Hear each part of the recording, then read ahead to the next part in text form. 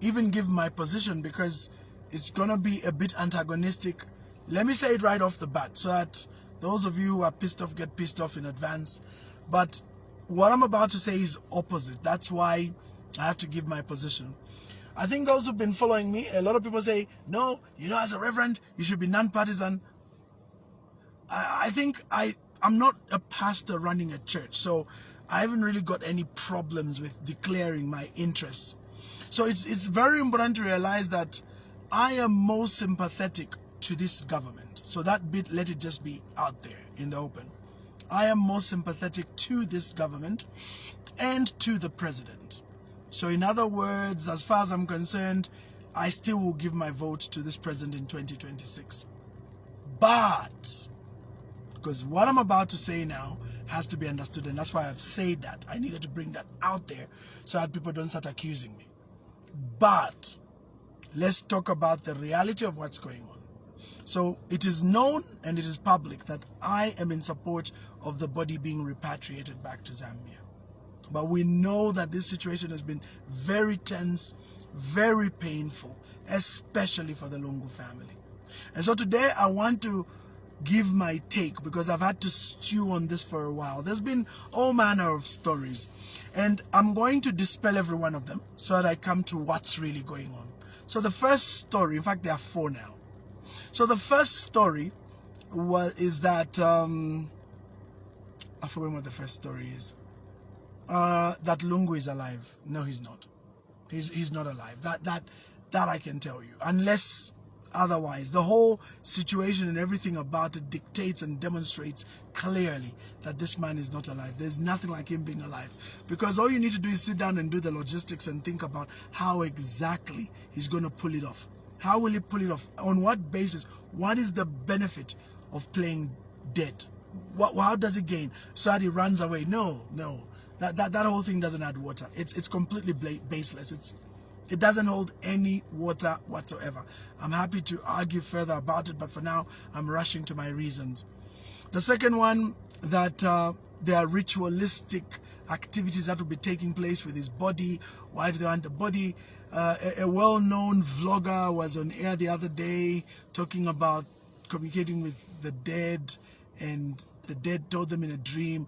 I'm here to tell you, there are serious rituals that go on any given time with everyone all over the place. It is not going to be the first time or the second time that you have all these funny, dodgy arrangements going on with rituals. So the ritual thing doesn't hold any water whatsoever. Besides, if you have any powerful priest like Dr. Bishop Father Alec Banda, who is standing with the family, praying and doing all those procedures in that setup, I assure you that body is bound by the cover of the prayer made by the priest, by the water, by the blood, and by the witness. There are prayers that are done, and those prayers seal the body from all powers of darkness, unless they are already partakers of powers of darkness. So, the ritual thing is lame. Sorry. It's just lame. It doesn't add up. Again, I'm happy to do arguments afterwards. The third one, that they wanted to smuggle money. Somebody told me $20 million. I always ask people, have you seen $20 million with your eyes? Have you seen it? It would be nice for you. I challenge you, go on the internet, type $20 million and how it looks like in cash. Obviously in $100 bills. Just type that and then see how much it is. Even just $1 million, let's drop it down to $1 million. Where would you fit $1 million in that coffin? Some people say, no, that's why they didn't want to open it. Fine, granted. There's a human body in there, and then maybe it's got special linings underneath. Just $1 million will not fit in there. Anybody who knows what $1 million looks like, it will not fit in there. But 20 million? Ridiculous. Or no, maybe they will smuggle in something else. Like what?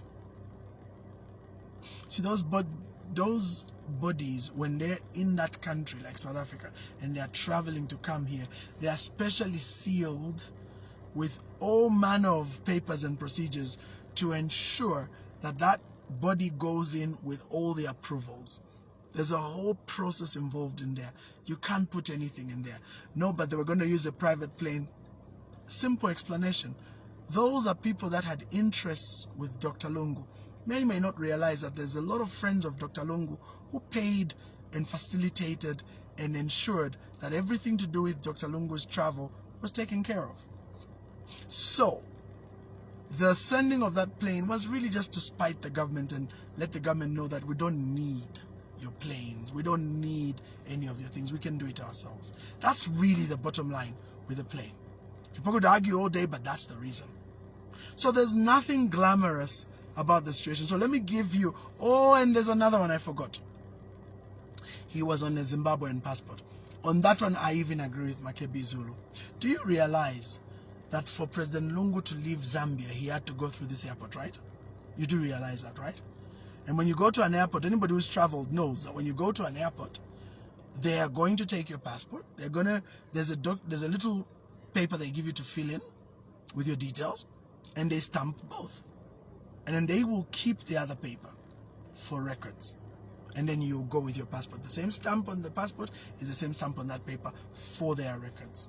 By the way, you will be scanned, you will do fingerprints, you will do all manner of things. So the document you travel with is genuine. And that document is obviously Dr. Lungu's document. It is his passport. Because if it is not his passport, then how did he leave Zambia?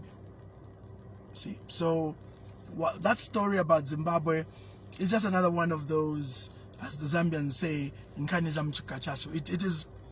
it doesn't hold water. He definitely went with his document. I mean, there's no doubt about it. There's records at immigration.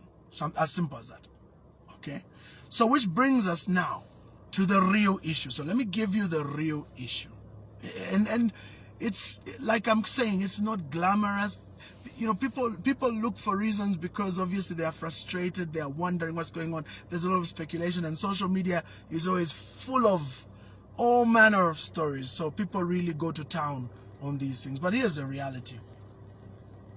And there are three things. One, since this man has been ill for a while and he's been going to access his meds, the only minus with and you know, as he was going to access his meds and treatment, it is true that Thabo Kawana, the PS, had also gone there, and I believe they must have bumped into each other at a clinic, or I don't know, whatever was going on. Maybe he went to check on him, you know, whatever. But you do recall that PS information, Thabo Kawana came and summarily released information claiming that he's sick. And you remember members of the Patriotic Front leadership came very strongly to dispute it and called Kawana all manner of names and claimed that government is trying to gain mileage. And you remember that story. I don't know why people forget that story was told. So we know that he was sick. They just denied it. But he was sick, and that's why there was the claim that he was denied to travel because they were blocking him to go access his treatment as a private citizen. But finally they did allow him. So some people are saying the PS lied. He may have lied, I disagree, but he may have lied about the time that they blocked him. But they did later allow him to travel, because how else did he get into South Africa? Did he, you know, dematerialize in Zambia and rematerialize over there? Or did he travel? Of course he traveled. So which means if he traveled, it means he used the document, it means he went through the airport, it means he was received on the other side. So definitely he traveled and he was permitted to travel. But was he blocked before? Of course he was, because he is on record clearly stating that he was blocked at one time from traveling for different international engagements. So he traveled and he went there. So here's the thing. The president has been sick a long time. And unfortunately, he succumbed to his illness. And when he succumbed to his illness, you must realize that the man was under chemo. Well, at least that's what we hear. So if the man was under chemo, you do realize that chemo is very powerful, right? My own mother was in chemo at one point with 4 months to live, and it was very bad. You know, chemo hits you hard. It degenerates you in so many ways. It's not even funny. So it stands to reason, number one, that the president was certainly quite ill. And so if he was ill, he obviously had deteriorated, in terms of his body, in terms of his look. He may have been even frail, we don't know. Now, if that be the case, and then he passes on, what do you think would happen? What do you think the state of his body would be like? As if that's not enough. At no time was there ever a plan that he was going to be, treated with preservative and then kept around for a long time, okay? And the fact that that wasn't done, because I don't think it was ever on the plan that they were going to preserve him for a prolonged period of time. Remember when Mwambazi passed on, he was injected with very powerful, preservatives and what they call formaldehyde, and then, preserved for body viewing purposes. That's what also happened to President Sata. That's what also happened to well, I can't say about the others, but these two, at least I know. And so what that means is their bodies can be out there for a while. I honestly do not think that was something that was done. And this thing has been just going out on and on and on, dragged and dragged and dragged. And it stands to reason that the state of his body following his death because of cancer would not be in a good state. As I sat there listening to Makebi the other day, I really racked my brain to figure, why doesn't the family want body viewing? And it struck me. He's been sick. He's now 3 weeks not interned in the ground. 3 weeks. I don't think his body would be in a great state. I really, really don't think so. So therefore, that is a very big factor to mean that the family would not want his body seen in its current state. That's the most sensible reason. And that's why I'm saying what I'm going to tell you is not even dramatic or exciting. It's just facts. That's the most logical answer. Some people want strange answers. It's as simple as that. The body has degenerated. We continue. The other factor which I think for me is huge and cannot be ignored is the family is not amused. And it doesn't matter what people want to say. It doesn't matter what we may all feel. The family is furious. Why are they furious? Because that man, the president, not only found himself in problems because he decided to get back into politics, that's his business. The law was brought against him to block him from doing that.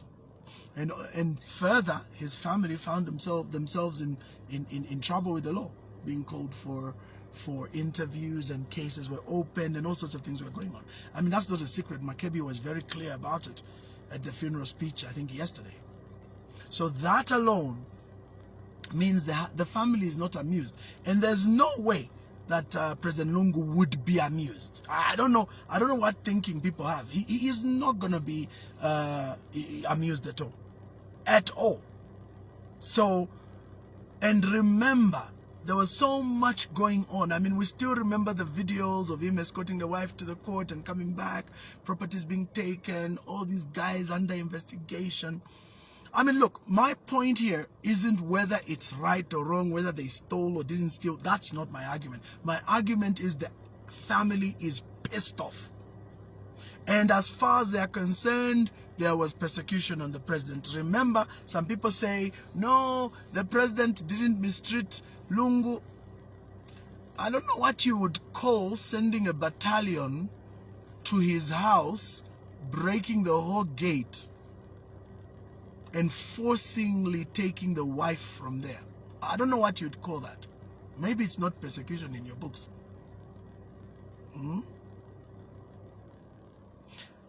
So, the Lungu family has gone through quite a bit. And I'm not in any way saying it's bad or good. The point is they have actually gone under crap. And because of that, they are not amused. And so, put yourself in their shoes. That's my argument. Remember, I declared my position at the beginning of this video. So you know that I'm speaking purely from a place of empathy. Put yourself in the shoes of the Lungus. And whether President Lungu's wishes were that that HH should be nowhere near the body or not is immaterial. The family, okay, the family were categorical that these were the last wishes. Why? Because President Lungu had no love for HH. That's not even a secret. They didn't.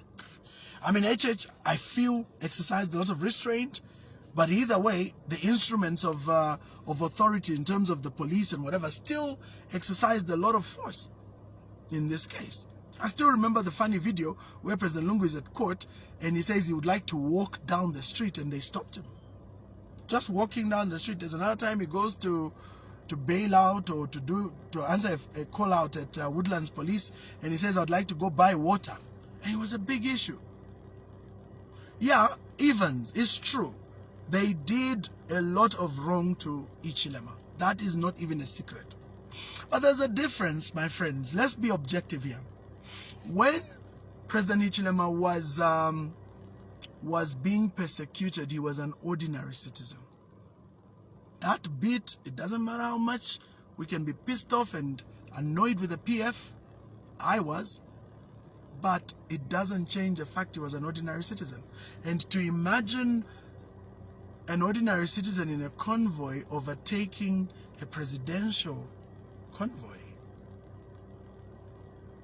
We can argue all day if you want to, but that was out of order.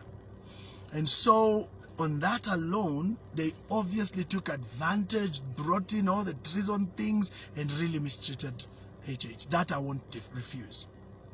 So in a way, this was almost like a tit-for-tat situation going on, and it really put a lot of mess and pressure on the Lungus. So the Lungus were pissed off. That's the bottom line.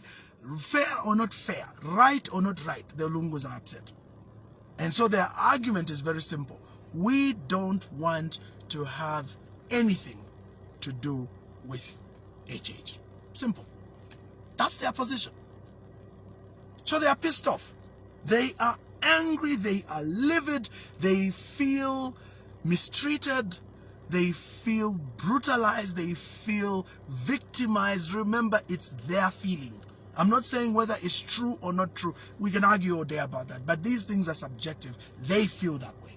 And so, as a result, they have been very categorical about why. And the argument here is very interesting. The argument is, whether they've said it or not, but I can tell you what the argument is. The argument is, why would this man who mistreated our father and husband so much want now to come and be like chief mourner or chief overseer of the funeral procession? No, they've refused. They say no, hell no, no, no, no. They've refused. That's their position. We can argue all we want, but that's their position. So they are very upset. And then the third factor, so they are very upset. That bit at least. Number three. So number three, which is very critical, is their voices. I do not envy the position that the Lungus are in right now. The number of voices speaking into their lives right now is insane. And you must remember that these voices are not just influential in friendship, they are influential in finances as well. Okay, so the situation is very painful and unadmirable. They sit in a very painful spot. But the bottom line is the family don't want. That's the bottom line. So here's the thing now. That's very interesting that has come up. And that'll be my closing point. So we know what's going on. Nothing like passports. And simple. The body is degenerated, so they just don't want an open funeral. Forget about that. 2, the family is pissed off. 3, there are big influencers speaking. So what's the bottom line? It's interesting. Those who are in South Africa, I've got a number of colleagues of mine who are good friends of mine who are PF. And we agree to disagree because they have their position, I have my position. At the beginning of this video, I was very categorical that I'm more for this government. But on this one, my friends, if we want to make progress, we need to make a very tough decision as government. Here's the position. Here's the position. Government wants to preside over this thing and create a state funeral. The family says, and I've heard this, family, patriotic front, pretty much everybody there. They are saying, all of us want Lungu buried in Lusaka. All of us want Lungu buried in Lusaka. All of us want Lungu given all the honors. All of us want Lungu to receive his last respects. They all agree. I think everybody, you can right now try. PF, Lungu family, UPND, government, everybody is agreeable with Lungu being buried in Lusaka. You can try it right now and ask. But there's a caveat to that. And everybody knows what the caveat is. The caveat is simple. They are saying, we don't want President HH to preside. They have been saying that. Makebi said it last time when they cancelled that other trip, which shocked everybody the other Wednesday, whenever that was. That was their position. So, this is the time now where we must all ask ourselves this question. Boniface has asked the question. That's it. Boniface says, so why can't HH stay away from the funeral and delegate his authority? Some people have argued and said, no, it can't be a state funeral if the head of state is not there. And I think a number of people have raised very valid arguments over this and said, when you have a state funeral and it is attended by a minister or a vice president or whatever, or those people are not present but it's been designated a state funeral, does it stop being a state funeral? Does it stop being a state event? We all know the answer is, it still is a state event. So it is very easy for our president to delegate that whole thing. And to be honest, guys, if we want to make progress with this thing and just stop being tired, I think that's the most sensible thing to do. Let our president stay away. There's no love lost between HH and the Lungu family, no love lost. They never liked each other. Each one feels they were victimized by the other. That's the reality. So, let's do it. Let our president stay away. Simple. Let him delegate the vice president or whoever and let them do it, and he just stays away. I think for me, that's it. And since especially the fact that we have no legislation or law, I think State Council Sangwa was very categorical when he said there's been no law. It doesn't exist. So there's no legislation, there's no law to say that the president must be present. In fact, the whole aspect of state funerals, there's just no law.